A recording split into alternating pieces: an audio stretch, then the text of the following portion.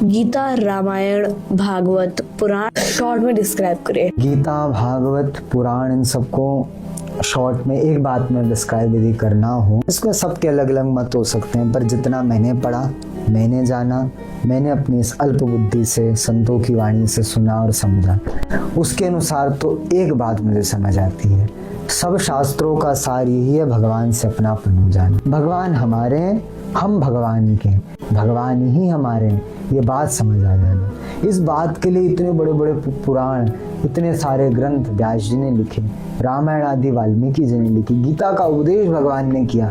सब समझ जाएं कि संसार में भले ही तुम्हारा जन्म हुआ है, पर संसार के तुम मेरे अंशभूत जीव हो, ये तुम समझ जाओ। भगवान ही केवल हमारे, यही मुझे तो अपनी दृष्टि से सारे शास्त्रों का सबका सार लगता है। और जब इनसे अपनापन हो जाता है तो फिर तो बस जीवन धन्य हो जाता है। फिर तो भक्त कहता है, कृतार्थ हो हम, कृतार्थ हो हम, कृतार्थ हो हम न संशया, मैं कृतार्थ हो चुका हूँ, मैं कृतार्थ हो चुका हूँ, मैं कृतार्थ हो चुका हूँ, माने मैं धन्य हो गया हूँ, अब मुझे कुछ नहीं चाहिए।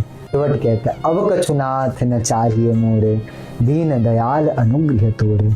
अब तो मुझे कुछ नहीं चाहिए, प्रभु केवट तृप्त हो चुका है। तृप्त क्यों हुआ? क्योंकि भगवान उसको प्राप्त हो गया, भगवान से संबंध जुड़ गया, उनसे अपनापन हो गया। अब तो जब ऐसा अपनापन हो जाता है तब भक्त ये कहता है, अब सब कुछ मिल गया, अब कुछ मुझे नहीं चाहिए। तृप्त हो जाता है, संतुष्ट हो जाता है, आनंदित हो जाता है जब उनसे अपनापन हो जाता है। ये मेरे अनुसार संपूर्ण वैदिक वांग्मय, संपूर्ण शास्त्र का, संपूर्ण ग्रंथों का सार है।